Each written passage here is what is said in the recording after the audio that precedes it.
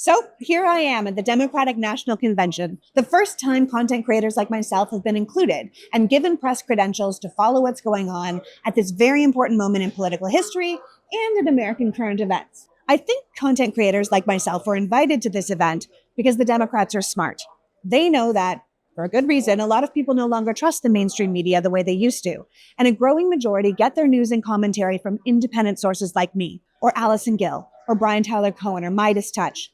Carlos Eduardo Espina is here, John Russell, Blair Imani, Olivia Giuliani.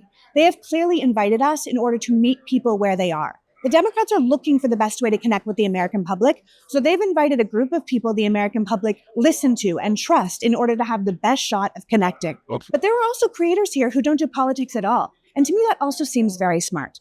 I mean, it's obvious why I'm here, but I'm also seeing creators who don't do any sort of news or politics, but they reach out to the public in a totally different way, whether that's home design or makeup or gaming. By extending an invitation to these creators, they are reaching out to an incredibly diverse audience who might not pay attention to things like this. And they're saying like, hey, here's what I'm seeing. Here's what's going on. Here's what I care about. And you might too.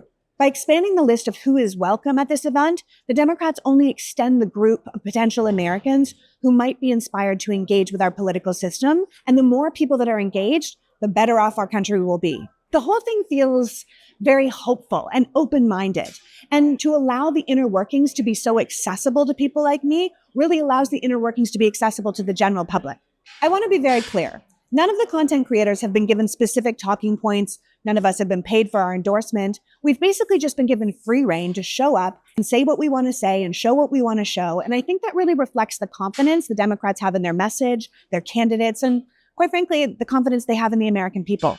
Ultimately, I think including creators at this event really just highlights the importance of the rise of the people's voice. And in the case of political news people like me, the rise of independent media and the growing influence of those of us who took it upon ourselves to fill a hole in the market, to put truth and facts back into a media landscape that has increasingly become about spin and profit. Independent voices are able to tell you the real story because we don't work for big corporations with agendas or shareholders. So we're able to kind of cull all the information we have and tell it like it is.